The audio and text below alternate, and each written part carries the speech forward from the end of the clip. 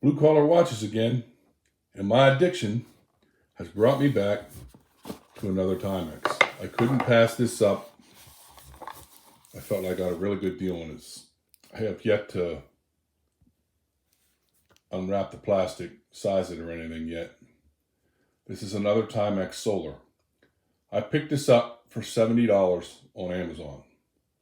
Thought it was a good deal and would make a good beater watch, a good daily wear beater watch. I'm amassing quite a few daily wear beater watches. Let me get the plastic off of this, get it off the pillow, and we'll get into the watch. Okay, so I got the plastic off of this watch. I have yet to size it or anything yet. Do that in a couple minutes when we'll do the Lume shot. This watch came with a dead battery. The Timex's, it did have the little plastic stop in here, but the watch had a dead battery. Probably as soon as I put my flashlight to it, my LED flashlight to it, as soon as the flashlight hit it, it started ticking. It's taken up somewhat of a charge. So it's running, it works. This watch has a 4-month power reserve, as stated in the description. The one thing I noticed on this, to me, let's see if I can get it straight on. This bezel does not move. It's a fixed bezel. It seems to me that it's just like a millimeter, a hair off of proper alignment. That's a little disappointing. Most times you won't really notice that.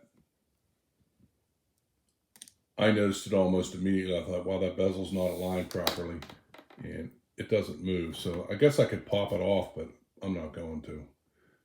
This is just going to be a work watch, a beater watch. Let's get into the specifications on this watch.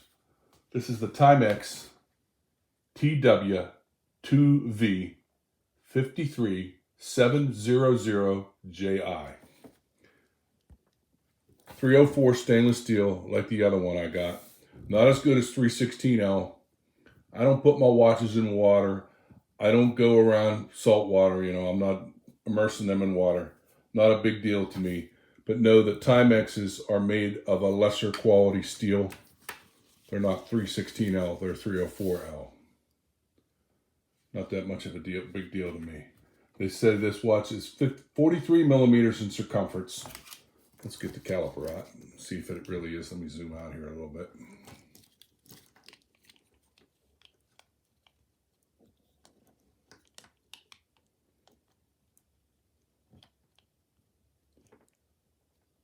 .43 millimeters in circumference. They say it's 11 millimeters thick.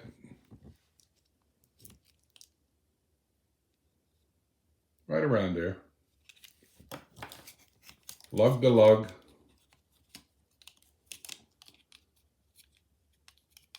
Trying to get it in there. 50 and a half. Pretty good. You're kind of married to this band. The band is of okay quality for what it is, but you're married to that band.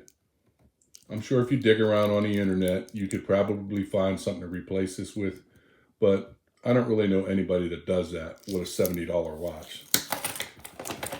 It says in the description that this is a 27 millimeter band. I don't see it coming out to 27 millimeters. It's roughly about 25, and then it tapers down to, you might as well say 22. At least on this one, there are some micro adjustments. There are no half links and whatnot, but I should be able to get, I got lucky with the other one and it fit good. I got a pretty precise measurement out of or fitment out of the other one. But this one does not have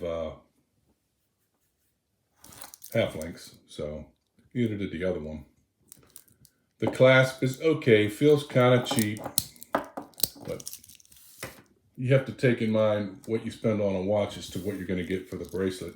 I'm certain that these, I still got some plastic on here, that these are hollow links on this. Not a big deal.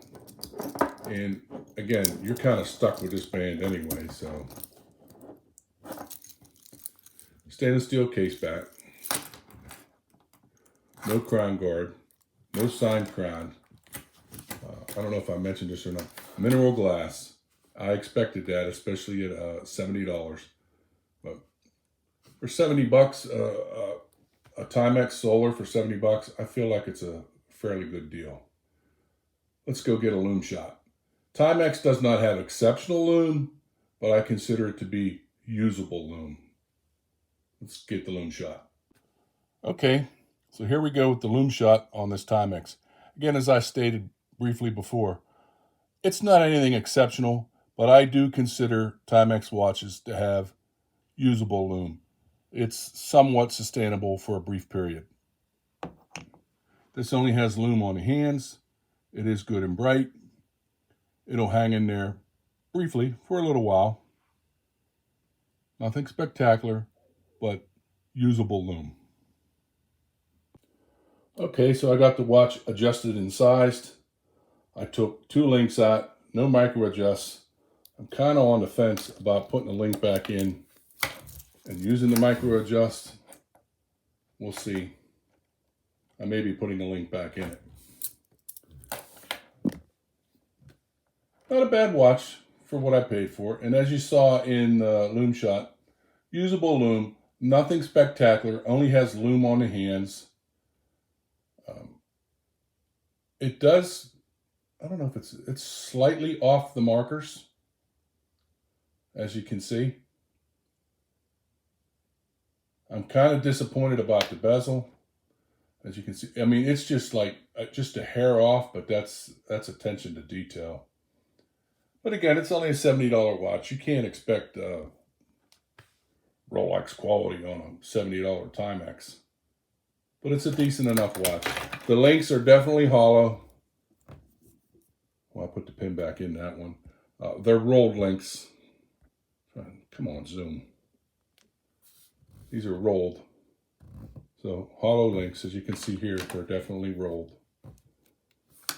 But it's okay. It's not a high dollar, high value watch. This will make a good work watch. I'm happy with it.